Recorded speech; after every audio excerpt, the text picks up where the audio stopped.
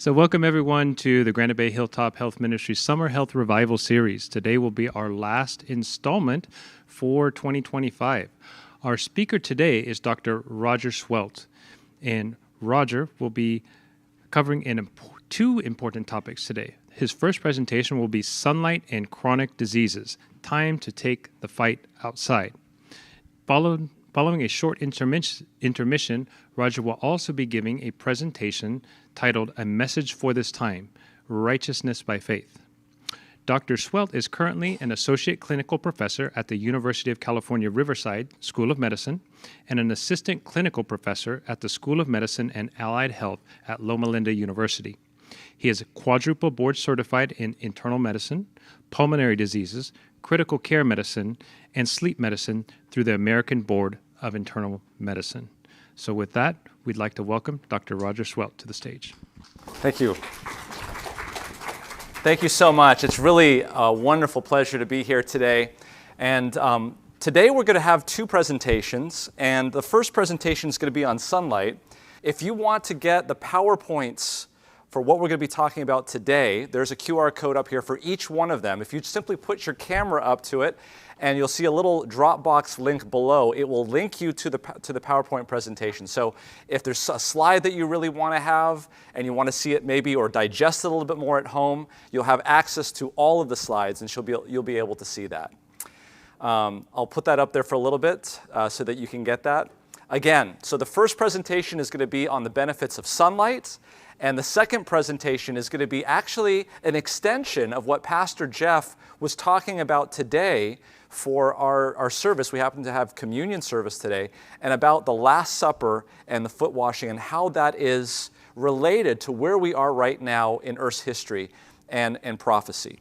So let's go ahead and get started. We'll just bow our heads briefly. Dear Heavenly Father, as we open up the second book, which is the book of science and the book of nature, please help us to understand the things that you have given us and the light that you have given us. In Jesus' name, amen. So, sunlight and chronic disease. If we all want to live longer, we want to know what it is about our body that needs to be done. We are like complex machines. Everybody has a car, right? Just about. And if you remember the old-fashioned, when I say old-fashioned now because we have electric vehicles, but the old-fashioned internal combustion engines, if all we took care of in our cars was the type of fuel that we put into the car, the nutrition of the car, but ignored everything else, would that car run for very long? Well, no, we have to change the air filter, we have to change the oil filter, the oil in the car. And so we, as very complex human beings, very complex machines, have 8 laws of health. And you all know what those are, correct? Say them with me. Nutrition, exercise, water, sunlight, temperance, air, rest, and trust. And so really, we've spent a long time, and we know we spend a lot of time talking about nutrition, right? Vegan, vegetarian, carnivore, omnivore, we'll talk about that a lot. But how much time have we spent talking about sunlight? Is that like just a minor placeholder so we can have a start instead of a new tart? So no, I think sunlight is actually very beneficial, and we're going to talk about that today.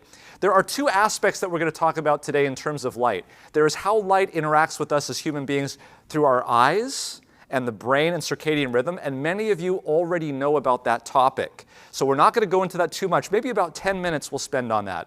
But the bulk of it is things that I'm sure none of you have ever heard of before, and the benefits of sunlight and why it could be very beneficial. And that has to do with things that are tiny organelles in our cells of the body called mitochondria. Have you heard about mitochondria? Young people, the mitochondria is the what? Powerhouse of the cell, right? Everybody knows that. Well, we're going to talk more about that. So, first of all, let's talk about sleep and circadian rhythm. Everybody has a clock inside of them that's up in their brains. Look, how many of you have gone to the county fair? Okay? When you go to the county fair, it's open during the day, all sorts of things are happening, the rides are working, the stands are going, people are having a great time. What happens there at night after everybody goes home? The cleaning crew comes out and cleans up all the gum that you put on the ground, cleans out the cash registers, restocks all the things. The engineers come and make sure that the rides are still working, that there's no cracks in the machine. This is exactly what happens in our human body. Our human body is far more complicated than the county fair. And so there are processes that need to go on at night to make sure that you have rest and repair. And the master clock, if that's up there in the brain, if you will, is the conductor of the orchestra. So if you're going to have Beethoven's Fifth being played, dun, dun, dun, dun, you have to have the right instruments playing at the right time, right? And for that, you need a conductor. Otherwise, it's going to be a cacophony of sound, and it's not going to make any sense. And when that happens in your body, your immune system doesn't work, your metabolic system doesn't work, and you don't live as long, and guess what you get? Chronic disease. And we don't want to have that happen. So one of the major aspects of light in our brain, if you can look at this slide, is you have your eyes, and light is coming into your eyes. And that's a good thing, but at night, what happens is that light can come into your eyes and it will go to this thing called the pineal gland, which secretes a very powerful substance called melatonin. Melatonin is a very powerful antioxidant. Say it with me, antioxidants. And that is very important because the antioxidants mop up all of this damage that occurs and causes repair. So what happens if it's nighttime and light is coming into your eyes? It's going to shut down melatonin production. Why is that? Our bodies are hardwired for this clock. How many of you have clocks that sometimes go dead at home? And what do? You pull out the little thing at the back of the clock and you readjust the time, correct? That's what light does to your clock. One of the major effectors of your clock in your body is light coming into your eyes. If light is coming into your eyes, it tells your body that it's daytime. So if it's daytime, that's great. But what happens if it's 10 o'clock, 11 o'clock at night, and you have the lights on in your house, or worse, you're sitting in front of a computer doing your homework that you have to get done the next day? What is that telling your brain? I thought it was nighttime, but it must be daytime because I'm seeing light. Hey guys, rest and repair, shut down. It's not time for you guys yet. We're still daytime. Do you understand what I'm saying? It shuts down melatonin production and it delays your clock. So now you no longer get sleepy at 10 o'clock at night or 11 o'clock at night or 12 o'clock at night because you're up with the lights on. You now go to sleep at 1 o'clock in the morning. And those days that you want to go to sleep earlier, like around 9 or 10 o'clock in the evening, it's not going to happen because your circadian clock has already been adjusted. And it's not going to happen. What do we call that? Insomnia. How many people have insomnia? You don't have to raise your hand. That's okay. A lot of us have insomnia. You're going to be proud about it. You're going to own it. That's good. So, but here's the problem. We still have to get to work in the morning.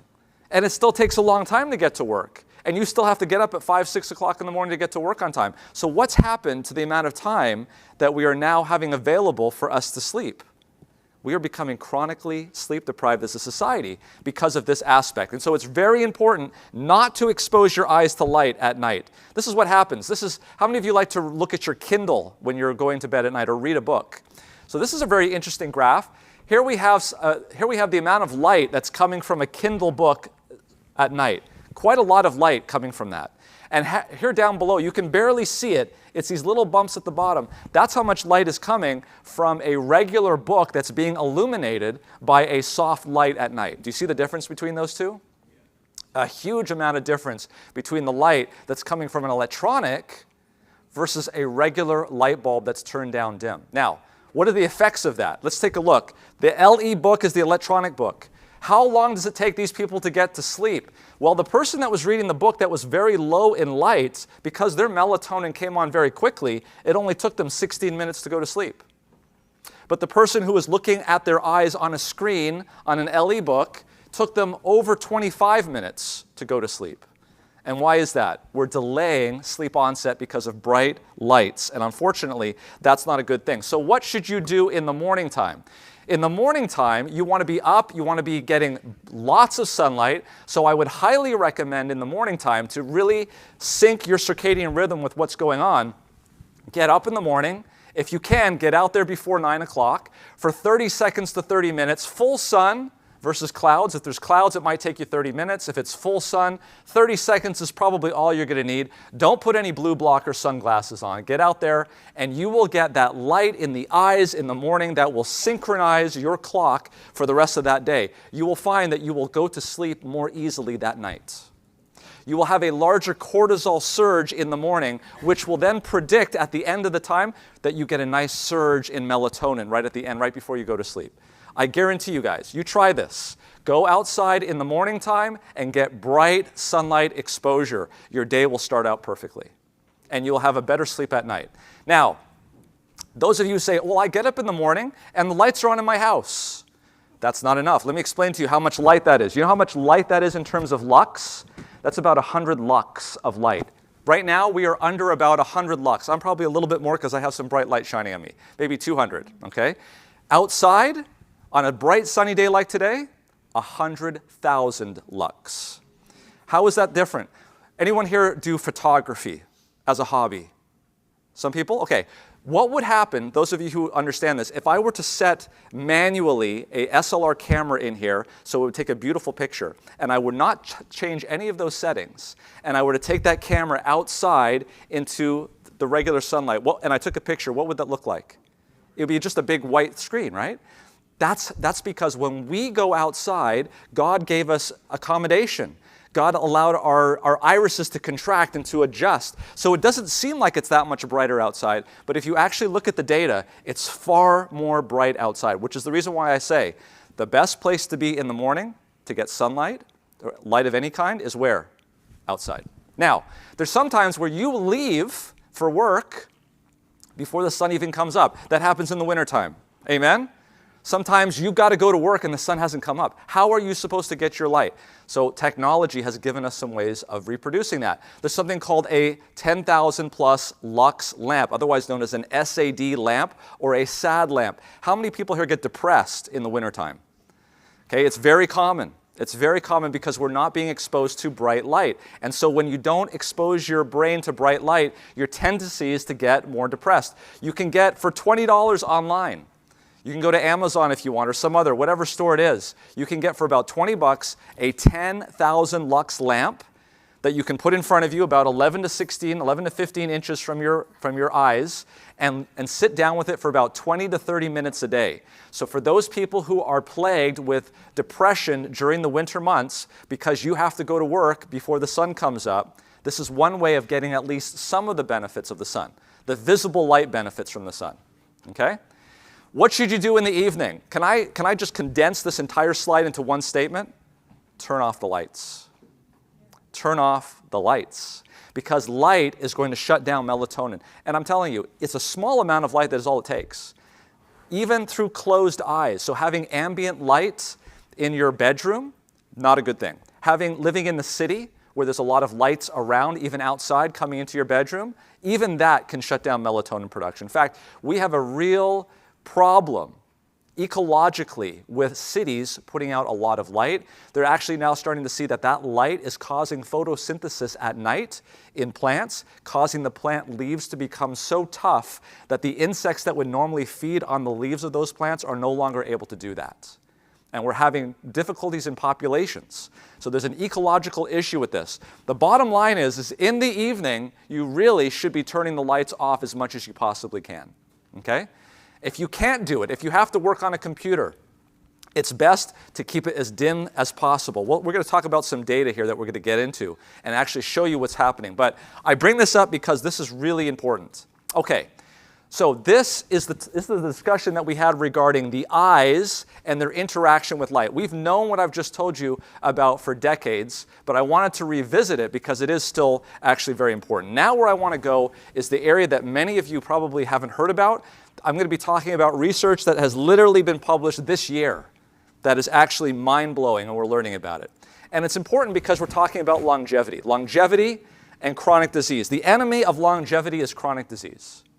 And if you want longevity, you have to avoid things like heart disease, diabetes, obesity, dementia, inflammation, long COVID, even cancer. All of these things have one thing in common, and that is that they are all related at the level of the mitochondria. So the mitochondria are like little engines in your cells that generate energy. And if the cells don't have enough energy, those cells can't do what they're supposed to do. And if they can't do what they're supposed to do, depending on what part of the body they're in, it's going to be a different symptom. If they're in the brain, dementia.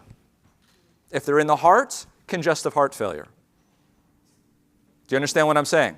Okay? So it's important. This is well known, actually. As we get older and older, about 40 years, let's say, the amount of energy output that comes from the batteries, called the mitochondria, drops by about 30%, 30 to 40%. Okay? Vision, powered by your mitochondria. Thoughts, powered by your mitochondria. Heart, muscle, powered by your mitochondria. And so these are engines in your cells.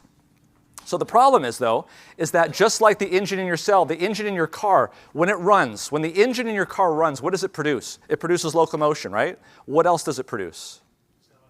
Exhaust or heat. That's the problem. And if you don't deal with the heat in the engine, it will make the engine more inefficient. It could even shut down the whole vehicle, right? So what do we have in the engine? We have an oil system, we have a radiator, we have a cooling system, a water pump. All of these are put into place to cool down the engine so that the heat that it's producing doesn't shut down the engine. The same thing happens in the mitochondria. The mitochondria, though, makes something not called heat, it's called oxidative stress. Say it with me. Oxidative stress. Oxidative stress can be good in some instances, but generally it's not good. It'll cause mitochondrial dysfunction. And do you know what's at the root of all of these diseases? Obesity, diabetes, chronic disease, dementia. They all have at its root oxidative stress. And it's oxidative stress that we have not dealt with. So the mitochondria, just like the engine in your car, utilizes fuel to make energy, and it gives off carbon dioxide. Same thing.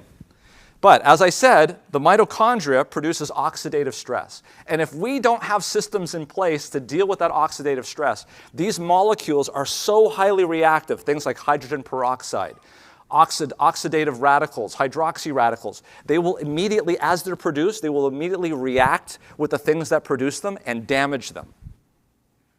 And when they are damaged, they can't produce as much energy. Do you see the vicious cycle that occurs here?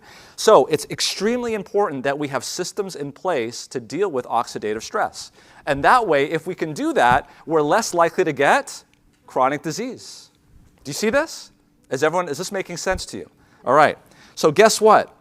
There is something that is the most powerful substance man knows that can get rid of oxidative stress. It is a powerful antioxidant. And we talked about it in the first half of the presentation. What's it called? Melatonin. We used to think that melatonin was produced just in the brain right when you're about to go to sleep. You go to the store, you can see you can buy melatonin, correct? It turns out scientists have just discovered in the last 5 years that the melatonin that's produced in the brain right before you go to sleep represents only 5% of the body's total melatonin. Do you know where the other 95% is produced? Right in the mitochondria, on site. And do you know what actually stimulates that mitochondria to produce melatonin? It's something that doesn't require a supply chain. You don't have to go down and get a prescription for it. It's available just about everywhere. Folks, could you guess what it possibly could be during this presentation? Absolutely. Absolutely. Absolutely. In fact, this is Russell Ryder and Scott Zimmerman, who I have actually communicated with. This is a paper publication that was published back in 2019, a year before the pandemic hit us. It says it now has been shown that the mitochondria produce melatonin in many cells in quantities which are orders of magnitude higher than that produced in the pineal gland. This subcellular melatonin does not necessarily fluctuate with our circadian clock or release into the circulation system, but instead has been proposed to be consumed locally in response to free radical density within each cell, in particular in response to near infrared exposure. That's the part I want you to focus on, because that's important. Infrared light is a portion of the light spectrum from the sun that you cannot see. It is a long wavelength radiation that you can feel as heat coming from the sun, but it's not something that you can see. It's kind of like when you pull up next to a stop sign and those guys pull up next to you playing that stuff they call music. And you listen to it and it's vibrating your steering wheel, right? Okay, what is going on there? They're playing the music in their car, high frequency and low frequency, but it's the low frequency sounds particularly that can go through their car, go into your car, and shake the steering wheel. That's because low frequency energy penetrates through objects very well. And what we're talking about with near infrared light coming from the sun is that it can penetrate through things very well. Your clothes, your skin, right through. And that's important to understand. Why is that important to understand? Because the mitochondria that we're talking about are inside our body. So what type of light are they going to be exposed to? It can only be infrared light. Do you see what I'm saying? See, start putting these things together. You'll see why this is so important. Here's a study that was done that looked at the ability of infrared light to go through clothes. They actually did this study at the Defense Department to see if they could see weapons inside of people that they were covering underneath their clothes. Notice, the majority of these clothes, notice how many layers of clothing it took. Up to 13 they had to test before they got any sort of substantial reduction in the amount of infrared light. Most clothes, one layer of most clothes would only drop the amount of infrared light by about 40% at most. So what am I trying to say? You can go outside into the sun, dressed appropriately, and still get the benefit of the sun. Do you understand what I'm saying? Okay. Okay? Again, it's the long wavelength. It's past the red that can go deepest into the body. Ultraviolet, not so much. That's vitamin D. We're talking about infrared. That's on the other extreme. This is Russell Ryder and Scott Zimmerman showing that, at least in his studies, he was able to show that it could penetrate up to 8 centimeters. Folks, there's a new study that just was published this year, just a few months ago, showing that this type of infrared light can penetrate through bone. Do you see any bones here? It's going right through. Okay? This, do you know what this is? Do you see how some areas are light, some areas are not? This is brought to me by Robert Fosbury. He's someone I know. He's a professor of ophthalmology at University College London. He's an astrophysicist. He worked on the Hubble Space Probe. And right now, he's an astrophysicist at the European Space Agency. This is actually his body. He sent me these photos. He works with Glenn Jeffrey, who did an amazing study that was just published in Nature Scientific Reports titled Longer Wavelengths in Sunlight Pass Through the Human Body and Have a Systemic Impact which Improves Vision. This is an amazing study. This is a very high-impact journal, very prestigious journal. And let me tell you what he did. This is an amazing thing. He actually took people outside at high noon and exposed them to the sun and put a detector on the other side of the human being. Folks, he was able to detect sunlight on the other side of their body. Can I just say that again? At long wavelengths, he was able to detect sunlight on the other side of the human body. Going through. So is this the camera touching one side? Absolutely. Absolutely. No, it gets better. The other thing, let me explain a little bit. These are people who are a little bit older, and so their vision, let me back up. The retina of the human body, the thing that looks at vision, is actually the most packed with mitochondria than any other tissue in the human body, including the brain. In fact, the retina is actually considered part of the brain. And because of this, as we get older, the mitochondria in the rods and the cones, specifically the cones which pick up color, don't work as well. And as we get older, our ability to distinguish between colors is really diminished, okay, as we get older. So this is what he did. He took these people, first of all, he looked at the spectrum of light that was going into the human body, and then in red, what was coming out the other side. Notice these are two different scales. This is actually much smaller, but he's just amplifying it here to show that he could see it. He picked a wavelength that was at a maximum, 850 nanometers, took them inside, had them exposed to that light, both their head and their chest, and then what he did was he measured their ability to distinguish colors, which is a function of the mitochondria. And what he found was that their vision improved when he did that in a randomized, placebo-controlled fashion. The next part's going to blow you away. He now repeated the study, except now he covered their head with a foil so that the light could not get to the eye. The sunlight, or that light coming to the human body here, caused an effect on the mitochondria here, which communicated with their brother's mitochondria up in the eye, which also caused them to increase. So we now know that the mitochondria, and we've known this for a while, that they can communicate with each other. In other words, the part of the body does not have to be in the path of the light to get benefit from you going out into the light. Do you understand that? This is exactly what they did. And you can see here, they used the control, they used the head and body, the body only. These are the lights going into the rods and the cones. These are the cones which has a lot of mitochondria. And here's the actual results of the study. Here was the control group. Here was the control group. Here was those that got full body irradiation, including the head and the body. There was still a reduction when they just did the body. And this is measuring in the eye. So what does this tell us? It tells us that near-infrared radiation from the sun is not just for the skin, it's for the entire body. and it has effects exactly where we need it to be if we want to control chronic disease. That's the data published this year. There's another aspect that I want to tell you about infrared radiation. Leaves and trees are highly reflective of infrared light. Let me tell you, super reflective of infrared light. You know that quote that we talked about in Sabbath school this morning? How the leaves of the tree shall be medicine? Do you remember that? That was in Ezekiel, wasn't it?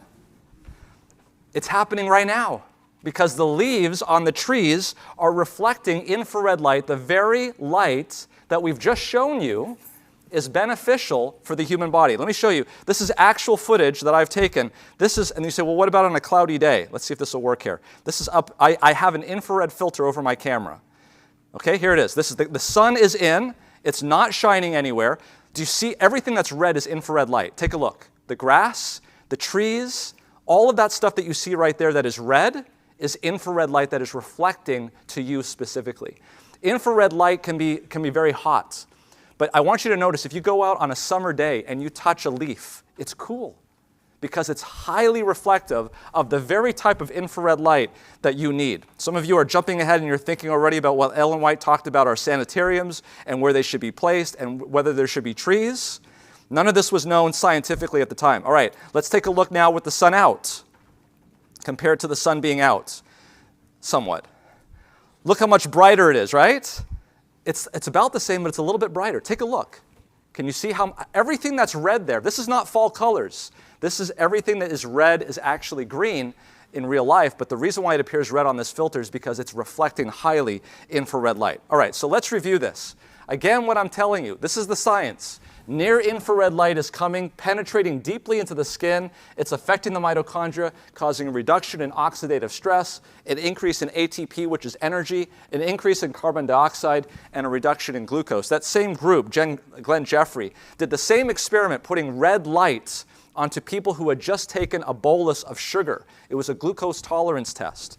Everybody's sugar is going to go up, right? But the people that had red light on them had a 27% reduction in the peak of their glucose.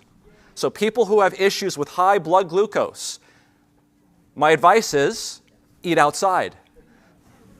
Okay, here's the data. You can see it clearly here. Statistically significant drop in blood sugar when being exposed to light and a statistically increased production of carbon dioxide, which signifies that mitochondrial metabolism went up. In other words, anti-aging. Okay? Exactly. All right, well, you want more data? We have more data. This is Oxford University. They did a very simple test. They said, okay, let's take a blood draw. And they said, let's look at triglycerides and let's look at insulin sensitivity. And then what they did was they looked at the previous 7 days. The previous 7 days of these people, and they said, let's look at the weather report that came out in the previous 7 days. Folks, let me tell you that the more sun there was in the previous 7 days, by the hour, the better was their insulin sensitivity and the lower their triglycerides. Literally, sunlight can make that much of a difference in your cholesterol profile within 7 days if you're going outside and getting sun. It's going right through the body. Going right through the body, okay?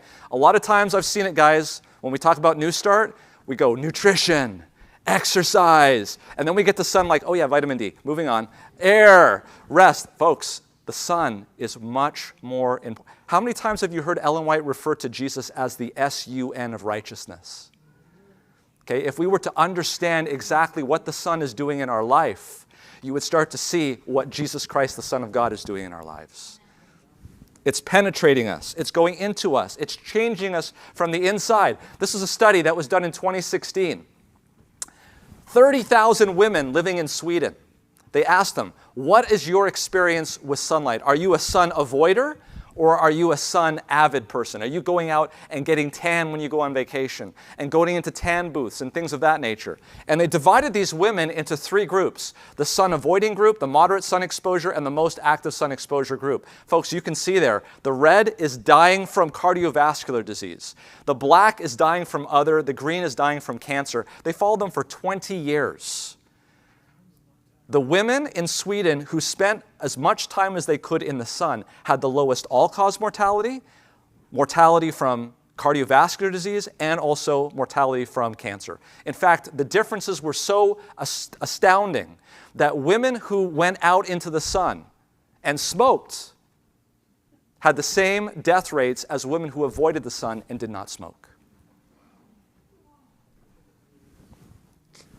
Exactly. It doesn't mean that you start smoking if you're going to go out in the sun.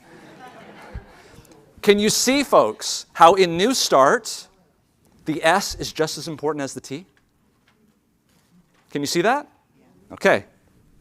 Don't worry, we're good. We're moving on. All right, that was women in Sweden. Here's a study that was just published just last year by a dermatologist, nonetheless, who asked this very question. This is a UK Biobank study. It was Richard Weller, world-renowned famous dermatologist, 400,000 people. This was 10 times the amount.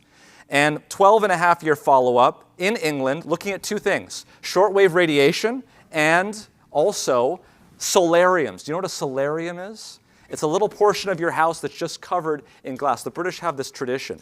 They will go have breakfast in the solarium. I wonder why that tradition has worked.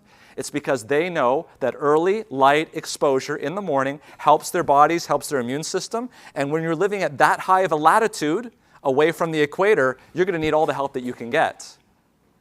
So what did he find? He found exactly the same results as the Swedes. This means that all of this, see this vertical line right here? Everything on this side means that sunlight was beneficial.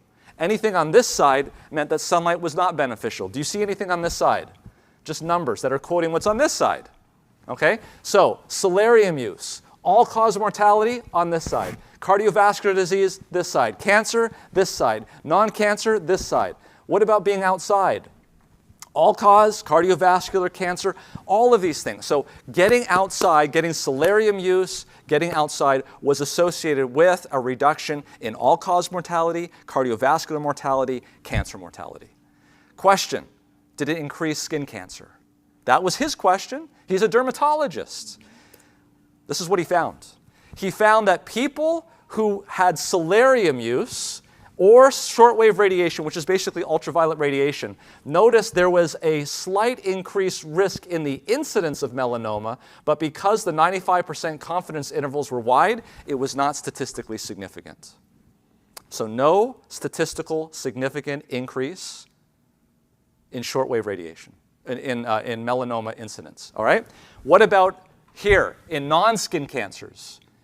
No statistical significant increase in non-skin cancer incidence.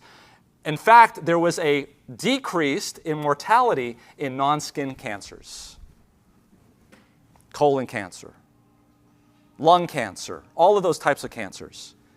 You see, God is so amazed at this that we hear the choirs from heaven singing. Hallelujah. How did you time that? All of my slides, they're all that way. Didn't matter when they sang. No, I'm just kidding. All right, so this is Richard Weller. This is what he discussed. He actually wrote in and got this published in a dermatology journal. It was called the British Journal of Dermatology. And he says, analyzing data from the UK Biobank, we have shown that increased sunlight exposure, estimated from both geographical and behavioral information, correlates with significantly reduced all-cause cardiovascular and cancer mortality in white-skinned UK population. Okay? All right. Now, this is an amazing study. 88,000 people. Listen to what they did. Okay? Check this out. They gave everybody in the study a watch with a light sensor. And you just walked around. And as you're walking around, it's detecting how much light is coming to the light sensor. And then what they did was they sorted it. So in other words, what they did was they marched out, as you can see here on the graph, 24 hours, from 4 o'clock in the afternoon to 4 o'clock in the afternoon. And at each one of these hours, they asked this question. Those people that had greater than 90% of the light on their watch at that point, how did they compare to people who were getting less than 50% of the light at that time? That's what they asked, a very simple question. Let's look at the people at that hour that had a lot of sunlight or a lot of light exposure, and let's compare them in terms of mortality, because they followed these people for many years. What happens to them compared to the people who had less than 50% of the light? So what do you think happened? At 4 o'clock in the afternoon, getting light onto your body, is that a good thing or a bad thing? It's a good thing. So notice what happened. The mortality rate was less, they were less than 80%. In other words, their mortality rate dropped by 20% if they were in the top 90% of people getting light on their body. And that carried until about what time of evening? About 9, 10, 11, 12. Oops, what happens now? If you're getting a lot of light on your body at that time, that's a liability now. It's not a benefit. Do you see that? Can you see that? It's a liability until about what? 6 or 7 o'clock in the morning.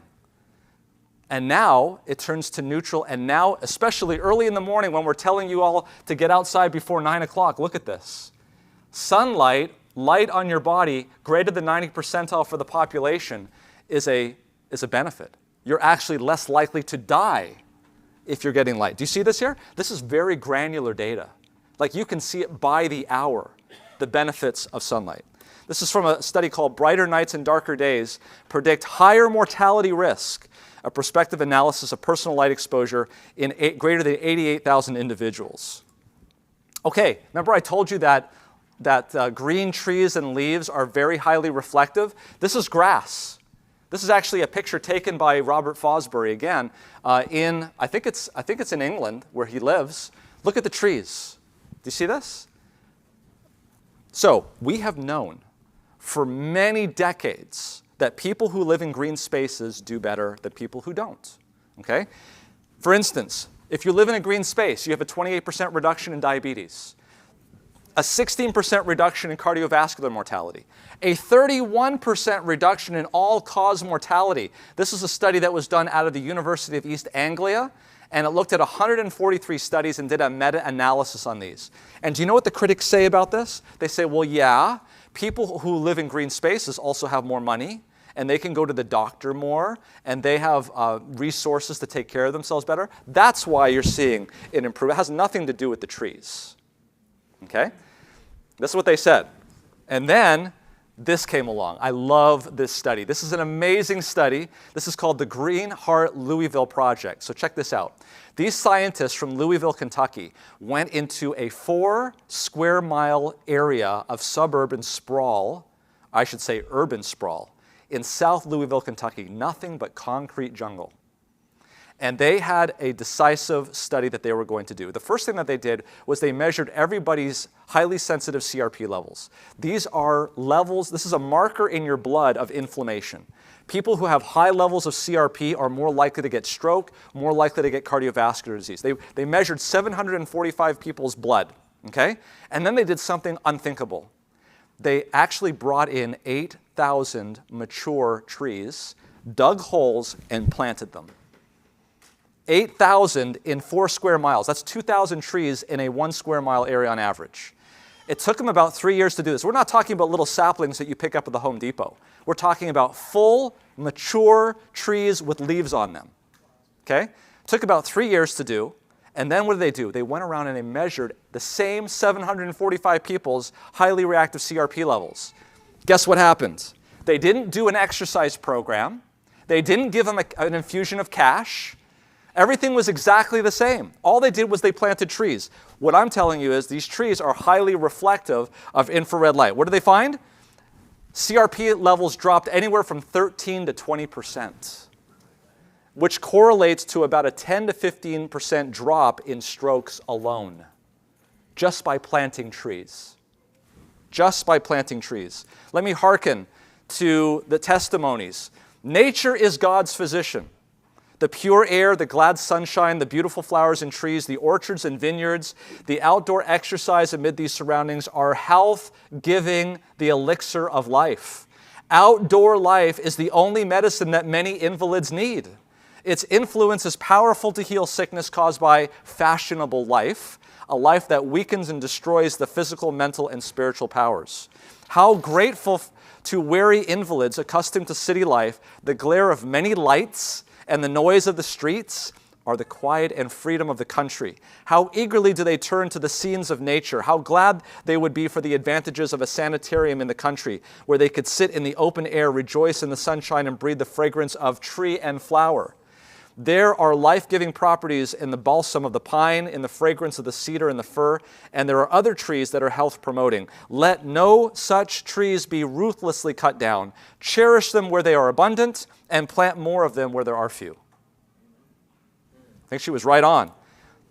So Richard Weller, who published this paper that showed that it reduced all-cause mortality when you were in the sun, also published this paper in the Journal of Investigative Dermatology just last year, where he showed, look, folks, a lot of our dermatological societies are saying avoid the sun, it's a deadly laser.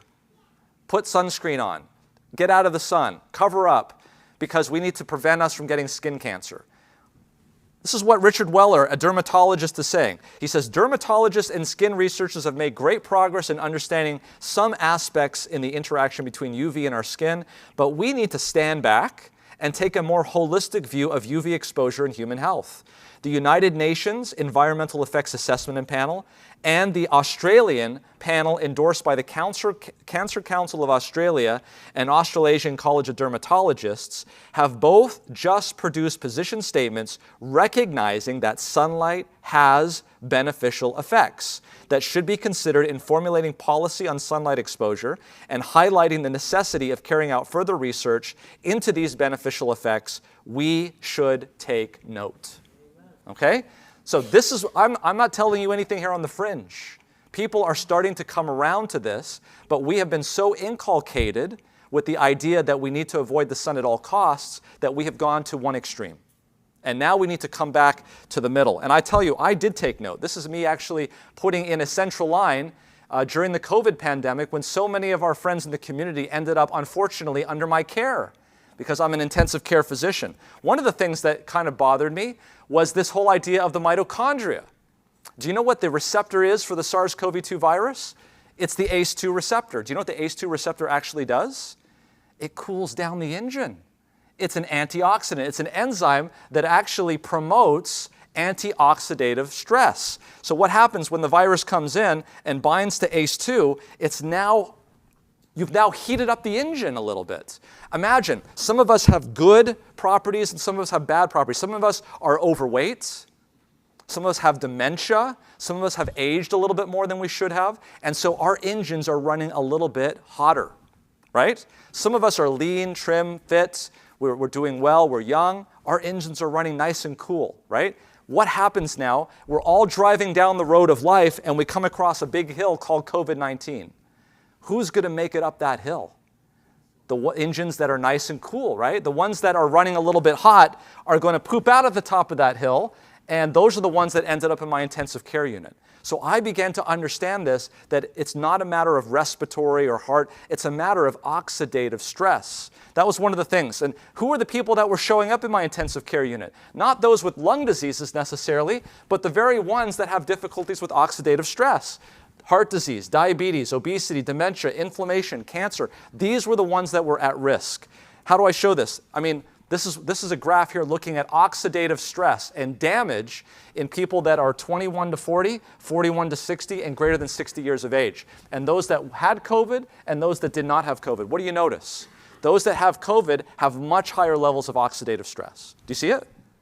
At every single age. And as you go up in age, we're more likely to have oxidative stress. So it's even more important to try to limit that. The other thing that bothered me was that those people that were coming into my ICU that had normal vitamin D levels did rather well. And those that had very low vitamin D levels did very poorly. Now, we tried to give them vitamin D, of course, but it takes time for vitamin D to do its job. And sometimes these people were at life's end. Immediately when they came in, it didn't have time for vitamin D to work, or the vitamin D doesn't work very much. What I suspect is this. People who go out into the sun have better health because of what we just talked about. And what else is going to go up when you go out into the sun? Vitamin D. So vitamin D, I don't think was doing a lot of the heavy lifting, although it could have helped. I think vitamin D was a marker of who was getting out into the sun. And the sun as a whole, with all of the wavelengths that God has given us, is beneficial. So what I don't want you to take from this is this idea that if you just take vitamin D supplements, I don't need to go out in the sun. Do you understand what I'm saying? That's a bad take. That's a fallacy. That if you're just taking enough vitamin D, you don't need to go outside, because vitamin D is just one slice of the benefits of sunlight, as we've just shown you here. Okay? So I started to do some research to see if this actually figured out. And what I noticed is that when in 2020, after Italy had been hit by the COVID early on in the year, and the sun started to go down in the autumn of 2020, which were the countries that started having the surges? It was those in the highest northern hemisphere. Started with Finland, ended with Greece. In other words, as the sun started to peel back and the shadows started to fall on northern Europe, that's when we started to see the surges of COVID-19. Finland, Sweden, all the way down to Greece. But that wasn't enough. That was the incidence. What about mortality? This is a study that was done at the University of Edinburgh. And they showed that in the United States, the more sunlight people had in the country, the lower the mortality rates were. They said, this is interesting. Let's see if we could repeat this in England. Found exactly the same results in England and in Italy. And this was in the wintertime when there was no vitamin D production being made. This had nothing to do with vitamin D. Do you understand what I'm saying? Okay, this is what they said. It suggests that optimizing sun exposure may be a possible public health intervention. Given that the effects appears independent of a vitamin D pathway, it suggests new COVID-19 therapies. I actually got to work with Margaret Skutch out of the University of Mexico, and what it showed was that we were able to show that basically people living in countries with greater than 50% overweight rates, their latitude was directly tied to the COVID-19 mortality in that country. Okay? But this is the slide that I think you guys are going to find the most interesting. I don't know if you can see this, but I want you to see this very clearly. We've got about 4 or 5 years of data here. And what I have up here are both infectious and non-infectious causes of death. What do I mean by that? Heart disease, right here. This purple line is heart disease. Who is dying of heart disease at any given time of the year? This is cancer. Who is dying of cancer at any particular time of the year? Then we've got COVID-19, stroke, we've got chronic lower respiratory disease, Alzheimer's disease, diabetes, influenza and pneumonia, and kidney disease. Some of these are infectious diseases, some of these are non-infectious diseases. What do you guys all notice about this graph? What's the first thing that you notice about this graph? What's that? There's a wave, right? Do you see that? Every single year. It's the same wave. And if you notice, it's at its highest 1 to 3 weeks after the shortest day of the year, and it's at its lowest 1 to 3 weeks after the longest day of the year. In other words, what's influencing the amount of deaths in all of these diseases, infectious versus non-infectious? It's the sunlight. It's sunlight. This is amazing. I want you to just sort of sit back and think about this. Here's influenza down here. Where's influenza? Influenza is this orange. It's this orange one right here. Okay. Chronic lower respiratory disease. So these things fluctuate. There are times in the United States, like in the summertime right now, where like nobody's dying of influenza. Okay? We don't have any influenza rates at all. And then when we get into December and January, that's when the hospital is filled with it. Trust me, I'm there. I got to take care of them. And that's what we call the flu season. So going from 0 to the amount of people we see in the wintertime, the flu season, okay, those many deaths is not even the same as the number of increased deaths that we get from cardiovascular disease. Let me say it again. During the flu season, we see more increase in cardiac deaths than we do flu in the flu season. We should be calling it the cardiac season. Okay? So and cardiac disease is non-infectious. It's all run by the mitochondria though. It's all available to the sun. We're seeing drops. So who's an astute person that's going to ask the next question? Who's going to ask the next question? This is in the northern hemisphere. Who's going to ask the next question? Exactly. This guy's he gets the apple. Here is Australia. Okay, when is their shortest day of the year? It's in June. And when do they get their peaks in influenza? This is influenza-associated mortality in Australia. Look where it's peaking, right in the middle of the year. And this is not just influenza, this is all of the other. In other words, when the sun comes up into the northern hemisphere, our excess deaths go down. When the sun goes away from the southern hemisphere, their excess go up. So the sun shines on everyone, but it can't shine on everyone at the same time. And right now, folks, the sun is moving away from us. It's going to soon this month hit it where it's equal time. It's going to be right at the equator, right? That's the equinox, correct? Equal day, equal night. And then after that, we go into autumn. And when autumn goes, that means the nights are getting longer than the days. What's going to happen to us in the northern hemisphere?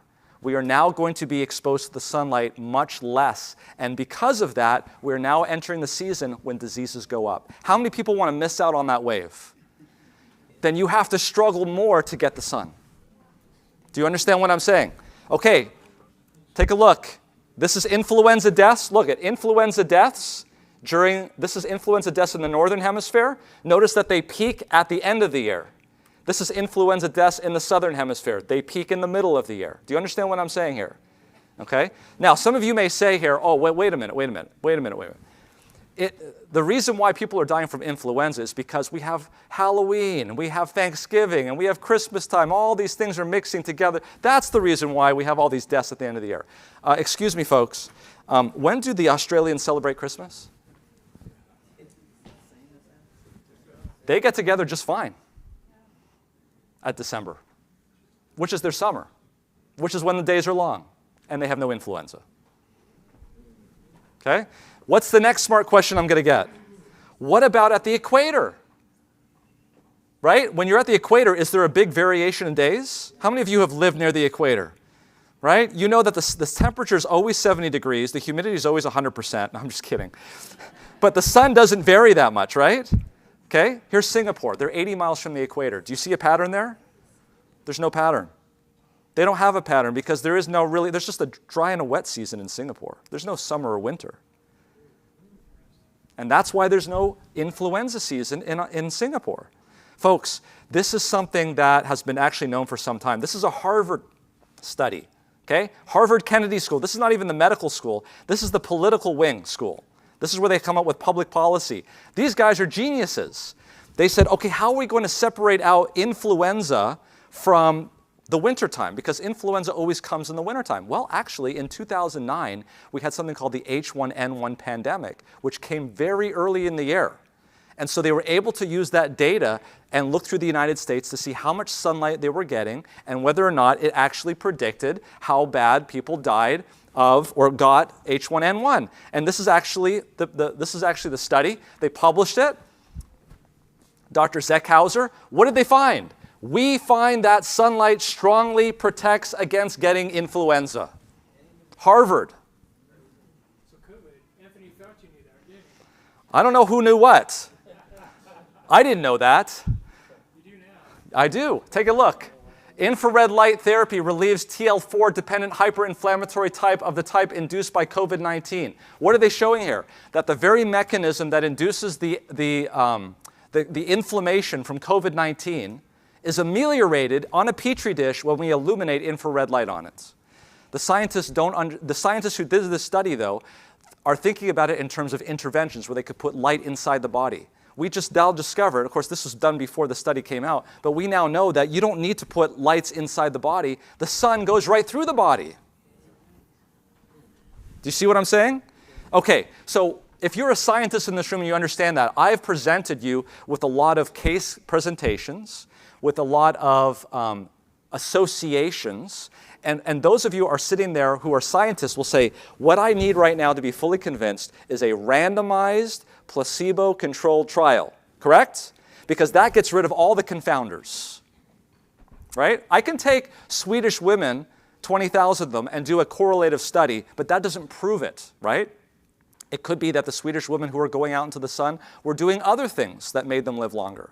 What I need is a randomized, placebo-controlled trial. Coming right up. So this is a study done in Brazil. They took 30 patients sick enough to be admitted to the hospital for COVID-19 between the ages of 50 and 80 years of age. Not so sick enough that they had to go to the ICU, but sick enough that they had to go to the hospital. That means that they had to be wearing oxygen, okay? And they standardized them. And then they divided them into two groups, those that were to get infrared light and those that were not to get infrared light. And this is how they gave them infrared light. It was literally a homemade jacket that they made with LED lights on the inside that could transmit in the infrared spectrum, specifically 940 nanometers. And it wasn't that bright. They didn't need to blind the study because if you were to turn the light on and look at it, you wouldn't be able to see it anyway because it's in the infrared spectrum. Do you understand what I'm saying? They put it on the patients for guess how long? 15 minutes. Just 15 minutes once a day. 15 minutes once a day, LED jacket. They put it on all of the patients, but randomly they turned it on the ones that they wanted to actually test. Do you understand what I'm saying? So you don't know. If you have the jacket on, you don't know if you're getting the light or not. And even if it was on, you couldn't tell because it's out of your visual spectrum. Do you understand what I'm saying? Okay, so what happened to these guys? 30 patients, 15 in one group, 15 in the other. Let's just go through this. By the way, every single one of these endpoints, statistically significant. Every single one of them. We're not p-hacking here. Every single one of them was statistically significant. Those that got NIR improved their oxygen saturations faster, were able to take bigger volumes in than their counterparts, were able to take stronger breaths, bigger and blow it out faster. Their heart rates improve faster, their respiratory rates improve faster. The cells that are specifically involved with fighting the COVID-19 virus actually went up by 850 cells as opposed to the controls that went down. Okay? But the most important one I leave to last, the average length of stay for the COVID patient that got nothing, except that the jacket wasn't turned on, 12 days. Those that got the jacket were discharged home in 8 days. 4 full days faster. Everybody got the same care. And by the way, I should also note, when they did the randomization of these, there were sicker people actually in the intervention group than in the control group. So in other words, it took sicker people and actually got them better faster. When I saw that data, I was convinced. Now, by this point, as a critical care physician, I was now seeing hardly any patients coming to the ICU.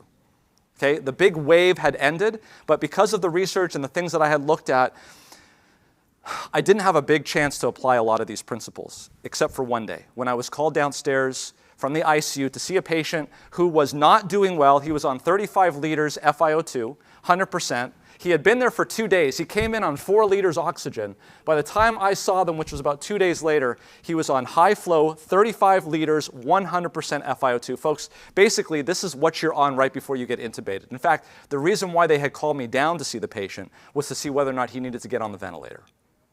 Okay, because as the ICU physician, that's my job. So as soon as I walked into the room, this was an isolation room. The windows were closed.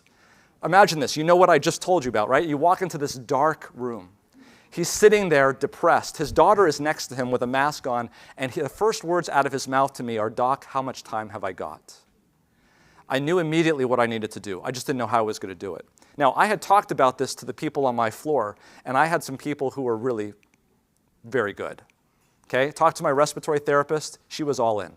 She got 2 oxygen tanks, hooked them up together, tried to give him as much oxygen as possible. We got him out into a wheelchair and actually got permission to take his photograph. He actually said, "You can take it of my face." I didn't feel comfortable doing that. So this is the first day that we took this gentleman outside. This is his daughter right here. This is Kim, my respiratory therapist, who Jimmy rigged all this together. And this is Peter, who is the charge nurse on that floor in med-surg. All these guys were involved. And weeks later, this patient told me, he says, "Doc, you know that first day you took me out? That sunlight felt so good." The warmth. Notice I don't have him stripped, right? It's going right through the clothes, folks. This was just last year, 2 years ago. 2 years ago. This is it. This is what we did. Okay, so the next day, let me show you what happened. I was driving in the next day, and I'm like, "Please, God, I know this is just one patient, and I know this is the first time I'm applying this knowledge to my patient. Just please let it be beneficial. I know that if it doesn't work, it doesn't mean that it doesn't work, because I know that it works, because we have the trials, and I know what your prophet has said, but just please let it work." So I walk in, he's on 15 liters oxidizer, down from 35 liters, down to 15. Then the next day, we keep doing this every day. 10 liters, the next day 6 liters, the next day 4 liters. He's discharged home 5 days later from being intubated almost to being discharged home without any oxygen at all. Okay? This is what we need to do. This is what we need to do. So, decades before Ellen White received the health message, there was a lady by the name of Florence Nightingale who, even though her parents were well-to-do, decided to go into the very base career of nursing. Nursing at that time was not the career that we have today with nursing. In fact, many people have called her the modern founder of nursing. She was working in Italy. She was named after the city of Florence where she was born. And she took care of UK soldiers in the Crimean War. And she was known as the lady with the lamp. She would go from bedside to bedside. She did not have all the scientific accoutrements that we have today, but she could see with her own eyes what was going on with her patients. And this is what she wrote in terms of what it was that she believed helped with the patients. Remember, this is before antibiotics. This is before supplemental oxygen. These are people that are wounded on the battlefield. And this is what she says, years before Ellen White received the health message. Of all the remedies I have used or seen in use, I can find but one thing that I can call remedial for the whole disease, and that is a profuse supply of fresh air. Secondly, only to fresh air, however, I should be inclined to rank light in importance for the sick. Direct sunlight, not only daylight, is necessary for a speedy recovery in the 1850s. Ellen White refined that. The feeble one should press out into the sunshine as earnestly and naturally as do the shaded plants and vines. The pale and sickly grain blade that has struggled up out of the cold of early spring puts out the natural and healthy deep green after enjoying for a few days the health and life-giving rays of the sun. Go out into the light and warmth of the glorious sun, you pale and sickly ones, and share with vegetation its life-giving, health-dealing power. Nobody laughed at that pale and sickly ones. Now, we've talked in our first part about the avoidance of light at night because of what we have learned scientifically recently about the circadian rhythm and the suprachiasmatic nucleus and melatonin and the pineal gland. And yet, in 1888, Ellen White wrote to her secretary saying, make it a habit not to sit up after 9 o'clock. Every light should be extinguished. This turning night into day is a wretched, health-destroying habit. She said that without knowing what melatonin was. Okay? This is what we used to do. We used to have people outside. Our hospitals used to be built with sunlight and fresh air as part of the treatment. Do you see that? These are images from over 100 years ago. TB patients, we have evidence, and I'll show you. We have evidence now that people who are closer to the window in a 2-bed room discharged from the hospital faster. Okay? So as you can imagine, as I start to talk about this, and we're going to wrap up here in about 12 minutes, as I begin to talk more and more about this, people started to reach out to me and talk to me about their stories. And I'm about to tell you an amazing story that I received that I actually confirmed because this mother sent me the medical records of her son. And I was able to actually look at them myself and actually look at the CT scan. This is a case study. About 2 years ago, this mother who wrote to me, her 15-year-old boy developed acute lymphoblastic leukemia. And for those of you who don't know, that is a devastating disease that requires immediate attention and chemotherapy, which can suppress your immune system. He was doing well. And then in September, he was diagnosed of 2023. In May of 2024, so that's almost 2 years ago now, he came down with a respiratory illness and had to be admitted to a major tertiary care center in Minnesota, which is where they lived. He was there since the beginning of June, and as he was there, he continued to get worse. They did all sorts of tests, including a bronchoscopy where they went down and actually sampled the lung, and they found that he had a very dangerous flesh-eating fungus called mucor. Okay? Mucor eats your tissues, and it likes the blood vessels, and it lives off of those blood vessels. So he was started on a very powerful antifungal medication, those of you who know, called amphotericin B and posaconazole. There's probably no more powerful antifungal than those two drugs. He's still on the children's side of the hospital in June of 2024. Bronchoscopy revealed the fungus ball. On the 25th, he received a chest tube. And this continued until finally, at the end of June, about a month after he had been hospitalized, they did a CT scan and they showed that there was a cavitation in the middle of his lung. Now, what does that mean? That means the fungus has invaded and it has set up shop and the blood vessels can no longer get to the fungus. That's important to understand because if you're giving the antifungal medication into the bloodstream and the bloodstream cannot get to the fungus, you cannot cure the fungus. The only way you can cure the fungus is to do what? Surgical. And they made a decision at that time to remove his left lung. The entire thing. So he underwent a hemiclamshell thoracotomy with sternotomy and pneumonectomy. That means taking the lung out in this 15-year-old boy. And this was done on July 1st, exactly a month after he had been admitted to the hospital. He was extubated the next day and brought back to the hospital where he continued antifungal treatment because they were concerned about it. And then the worst happened. He started to go downhill rapidly. And their worst fears were realized when they realized that his right lung now started to show signs of the same disease. And the amount of oxygen that he was requiring kept going up and up and up. And finally, in mid-July, worsening oxygenation and work of breathing required him to go on a BiPAP machine, which is like basically a non-invasive ventilator to help this boy breathe. Fully awake, fully conscious, fully understanding everything that's going on. They had a multidisciplinary care conference, and I'm pulling this right out of the chart. And by the way, I have permission from the family to share this. This is likely invasive mucor. You can see, by the way, the CT scans here on the left. Let me just show you. This is completely white on this side here, on the right side of the screen, which is his left lung, because that is where the lung used to be, and it's now filled with fluid. There's no lung there. Okay? His remaining lung is here on the right side, or the left side of the screen, and where you see black, that's actually lung that is working, that is filled with air.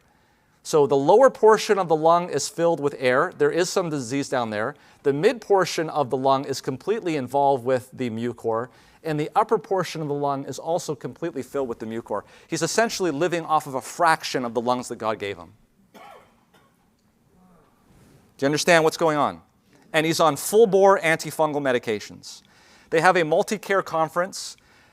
They talk about ECMO, which is basically a heart-lung bypass, but they decide to say no because it's not going to lead to anything. Like this is a bridge.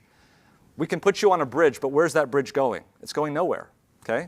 We can do a bronchoscopy, but it's just going to confirm what we already know. We can try to put a needle into this area and try to take off some of the fluid here, but again, it's not going to fix the situation.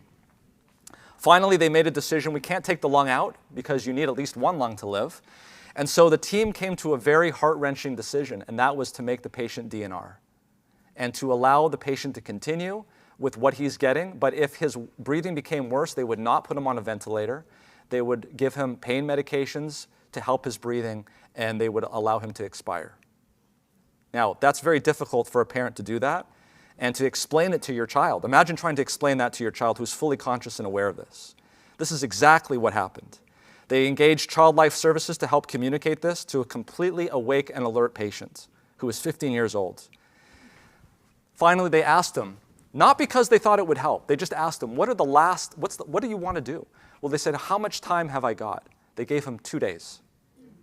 They said, what do you want to do in these last 2 days? And you know what he said? He says, I just want to go outside. That's all he said. I just want to go outside. Watch what happened.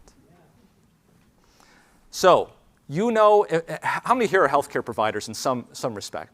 You know that if you cannot do something for your patient and it's not working, everything that you're doing, if they have a request that you can do something about, you're going to do something about that, right?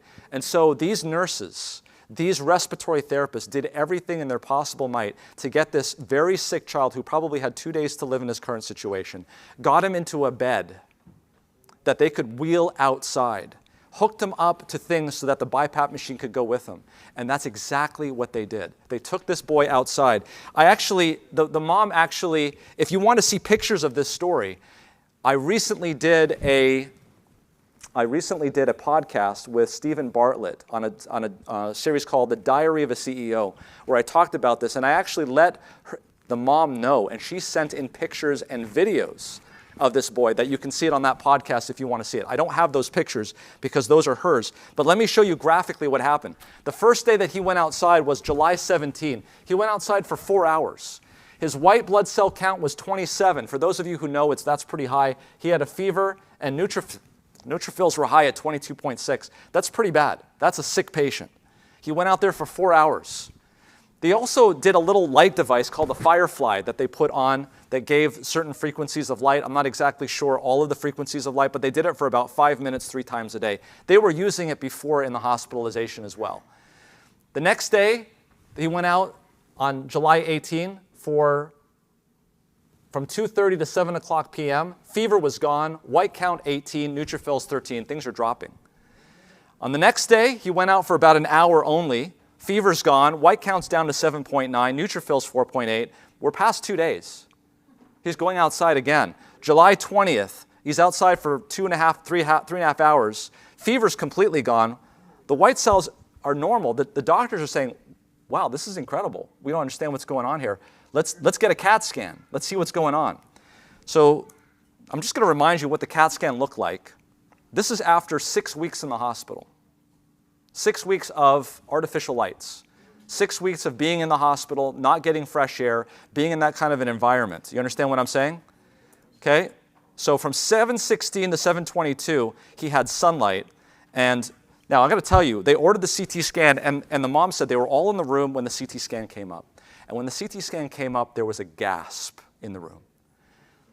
And some of the doctors even kind of swore under their breath because they could not believe what they were going to see. And this is what they saw.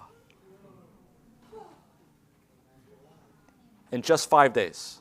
They kept all of the same medicines running. When she told me this story and she sent it to me, folks, I can tell you that I believe that sunlight worked for my patients. I just didn't understand how powerfully it could work in some patients. This is a 15-year-old boy. Do you see the difference? Okay, that's July of 23. No, July of 24. That's July of 2024. This boy went on to do a complete recovery. And in October, that's what his lung looked like. It actually had grown. I just talked to her last week. He just completed his chemo. He did his Make-A-Wish. He's home. He's enjoying life. This is what's happened. Real briefly here. We have 2 minutes to get through this. I don't know if I can do this. The red bar is what is the amount of infrared light that we've been exposed to over 200 years. We used to go outside, 50% outdoors. Now we're 7% outdoors. We used to have incandescent light bulbs and going outside into the fresh light and air. And now we're inside in our air-conditioned rooms, having our climate-controlled vehicles with windows rolled up, living inside of homes with low-E glass and LED bulbs. If I were a British sailor 300 years ago, and we were looking at each other with our gums bleeding, and I were to tell you, hey, all you need to do is just have this lemon, and you'll be just fine, you would have thought I was crazy. But we have gotten ourselves into this environment so that now we're living with such a deficiency of red light. And by the way, Robert Fosbury has said, and has told me personally, he said, the lack of infrared light is the scurvy of the 21st century. If you would have understood that, if we get outside more, then these red light displays and these things, they're not going to have the same efficacy. We have put ourselves into a deficiency of infrared light. This is what it looks like. This is the solar spectrum of the sun, this orange thing here, right? Do you see how broad that is? Okay, the red is our LED bulbs. They just give off in the visible spectrum because everything else is wasted. Let's go through this real quick. This is Glenn Jeffrey. He showed basically using a study of 22 subjects that basically if you put an incandescent bulb in an environment where people are working under LED, we can improve vision.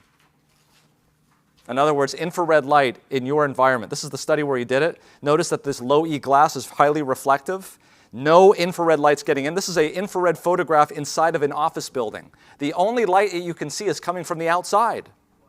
If I were to take an infrared photo in here, it would be completely black. There's no infrared light in here at all. You guys ready to go outside?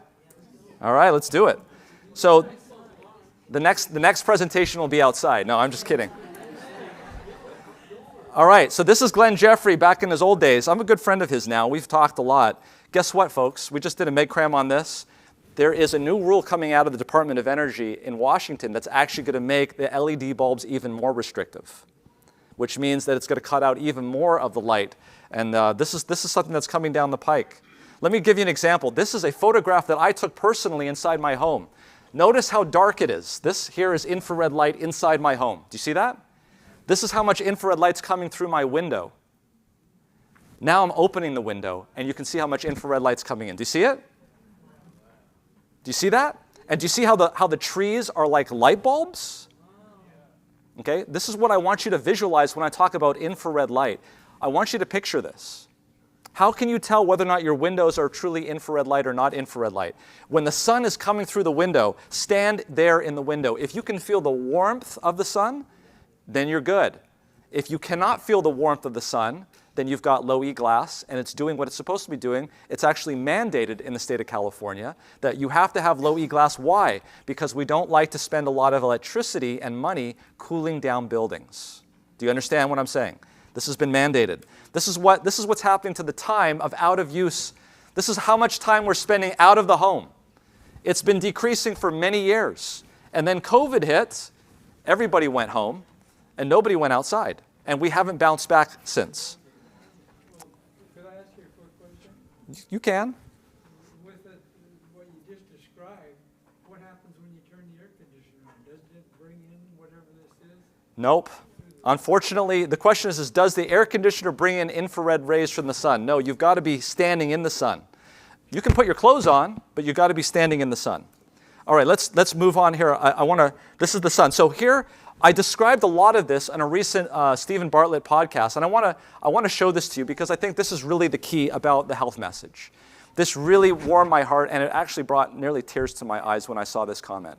So in this podcast, I spent about an hour and 50 minutes out of the 2-hour podcast talking about the same stuff that we just talked about right now. The science, the studies, the research, convincing those people out there outside of our church scientifically using rational behavior to get them to understand the Adventist health message. And we went through NEWSTART. You understand what I'm saying? Right at the end, what does the last T stand for? Trust. I got to believe that that's divine intervention because it was at the end of the program, after I had gone through all of the science, that we started to talk about spirituality and religion. Listen to this. Listen to what this person said. If I had heard those last 5 minutes without the preceding 2 hours, I would have written off the speaker as a complete crackpot. But he is so serious. This is not me talking. This is not about me. This is about the health message. Listen. But he is so serious and studious as a physician and educator and communicator that by the end of this interview, I heard the last 5 minutes with a totally open mind because he earned that. What a fascinating interview. Amen? This is how we are going to reach people. The Adventist health message is going to open doors and open minds and bring down prejudice so that people can understand the Adventist health message. And if we go to them with a rational understanding of how these health principles work, they will be more open to the last T in New Start. Let me explain this. This is Loma Linda Messages, which is dear to my heart because I live near to Loma Linda. And this is what Ellen White had to say at the end of the day when she meditated on what we are doing. She had a message for us at Loma Linda, and it's the same message for you too. This is what she said. I have a decided message for our people in Southern California. For months, I have carried on my soul the burden of the medical missionary work in Southern California. Recently, much light has been given me in regard to the manner in which God desires us to conduct sanitarium work. We are to encourage the patients to spend much of their time out of doors. Dear Heavenly Father, thank you so much for the blessings and the wisdom that you have given in your second book. Help us to use it for your good works. Help us to take the talents that you have given us and not to bury them and to keep it for ourselves, but to explain it more clearly to the whole world so that they may also understand it and be more open to the understanding of the Word of God. In Jesus' name, amen. Praise God. Amen. So, have you been blessed? Do you have a fuller understanding of why we're told that the health message is the right arm of the gospel? So, right now we're going to have a quick break. We're going to have refreshments available for everyone in the fellowship hall. So, we'll come back here at 4:15. And if you enjoyed this presentation, you definitely won't want to miss part 2 at 4:15. So we'll see you then.